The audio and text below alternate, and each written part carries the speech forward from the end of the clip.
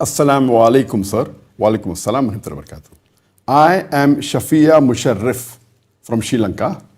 Is tying the hair of female like a camel's hump, is it prohibited only in prayers or every time? The question posed was that for the female, is tying the hair on the head like a camel's hump, is it prohibited only in prayers or it is prohibited always? There's a hadith of a beloved Prophet ﷺ.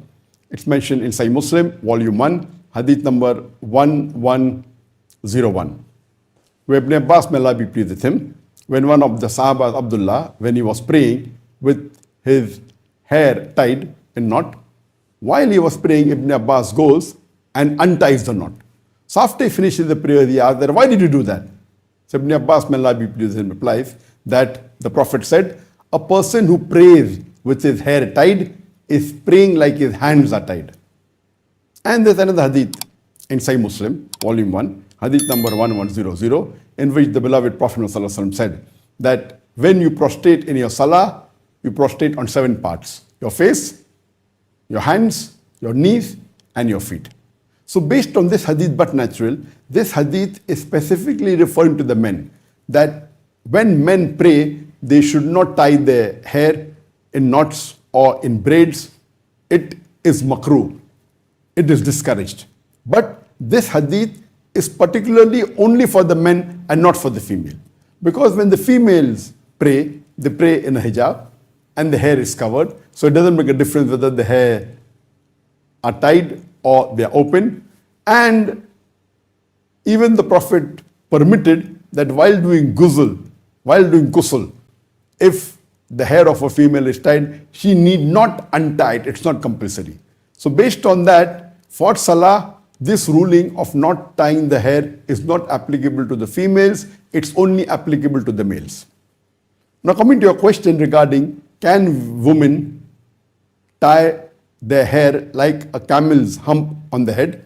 There's a hadith of a beloved Prophet ﷺ in Sahih Muslim, volume 5, hadith number 5582, in which the Prophet said that I have not seen 2 types of people who are inhabitants of hell. One is a person using a whip like that of the animal's tail. And the other is women, though they are clothed, they appear as naked, indicating that they may be wearing very tight-fitting clothes or be wearing transparent clothes where you can see through, or tight-fitting where the figure can be seen, or short clothes. They are clothed but yet naked. And they will tie on the head. On the head will be a camel's hump on the side. They will not enter paradise or smell the fragrance of paradise. So based on this hadith, we come to know that the Prophet mentioned in this hadith 2 types of dwellers of hellfire. One is those who will have a whip like that of the tail of the animal. And the other is talking about women who would be clothed yet naked, and they will have a hump on the head. And today when you see, there are in certain countries, like you go to Gulf countries, there are women in the abaya, you see that on the head, you see a hump, just like a camel's hump. So these are signs of those people who will not enter paradise. So a woman, in prayer, it makes no difference, it is permitted. But when she goes out, and even though she is wearing her abaya or a hijab, she should not have a hump. She should not tie her hair in such a way that it appears like a hump of a camel over her head. This is prohibited.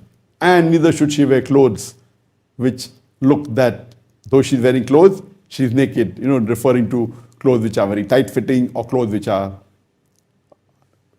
transparent or translucent, or clothes which don't cover the body. So women, generally when they go out, they should not tie their hair in such a way that appears like a camel's hump. But in prayers, there is no restriction, it's permitted. Hope that answers the question.